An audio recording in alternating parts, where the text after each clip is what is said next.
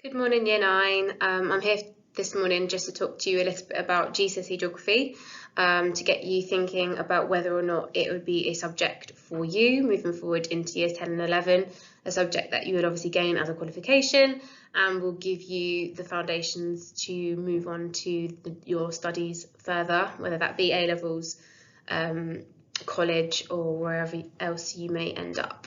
So why choose geography? There's a few things for you to think about on the screen at the moment. So questions, are you interested in these sorts of things? Do you have an interest in other places, other cultures?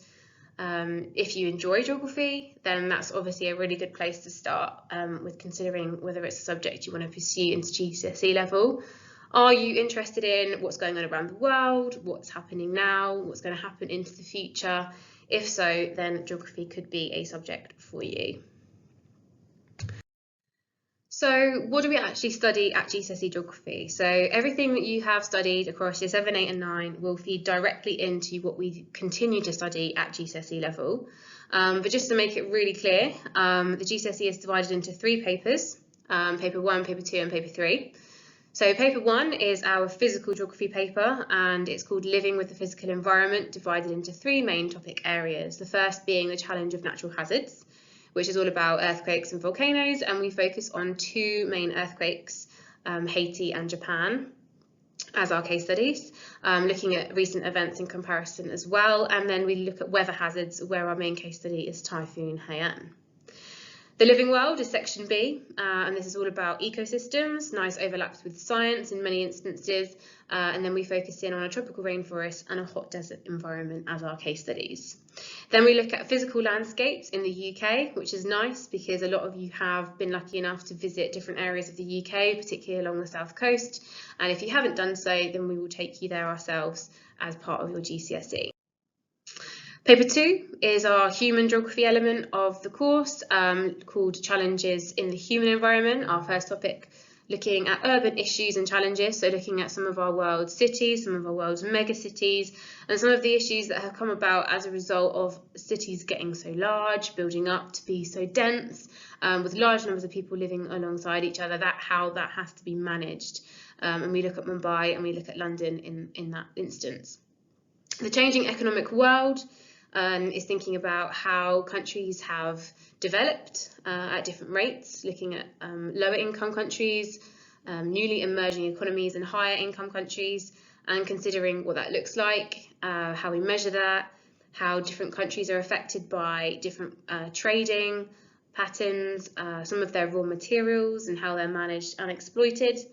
We look at Nigeria, particularly the oil industry, and then we look at the UK and the UK economy, trying to understand how we have changed as well and how we now are dominated by a service sector industry, mainly people working across our services and in the more high-tech quaternary industry as well.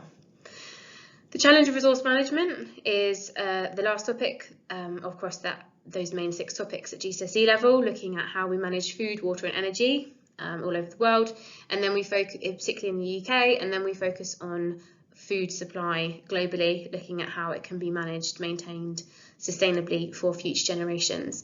Both of those elements, paper 1 and paper 2, are 1.5 hour exams each, so 2 1.5 hour exams, both worth 35% of the overall GCSE. Then we've got paper 3, which brings together an element called issue evaluation, which is all about something that we get 12 weeks before the exam, a pre-release of information unknown to me as of yet. We're due to get the current year 11's pre-release on the 24th of March, and we just go through that in lesson time and discuss it, debate it, make judgments on it, and then you take a clean copy into the exam on which you answer questions.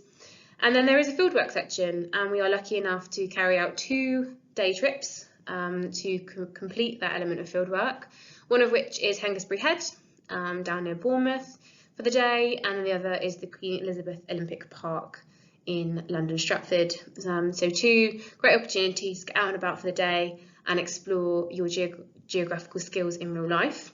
We are also hoping to reintroduce a residential option into the geography GCSE over the next couple of years, and now it's back on track.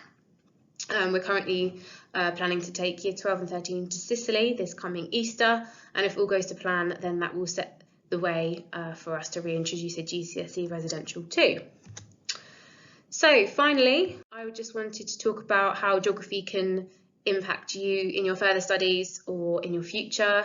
The college courses and A-level courses that it links to quite nicely, some of the ones that my previous GCSE geography students have gone on to study and have found really complement GCSE geography are in the table. And then future careers as well. So it's taking it that step further, thinking about why you might choose your options now in relation to maybe what your aspirations might be. Some of the graduates that I graduated university with now have jobs under those following roles. So teachers and lecturers, architects, consultants, surveyors, all jobs that can be very, very well regarded and very well paid as well. And finally, I just wanted to end on a quote from Michael Palin, just to get you to think about geography as a wider concept. So geography is a living, breathing subject, constantly adapting itself to change. It is dynamic and relevant. For me, geography is a great adventure with purpose. So thank you for listening, and if you have any questions, please feel free to come and speak to me or any of the geography team, and we hope to see you on Options Evening. Thank you.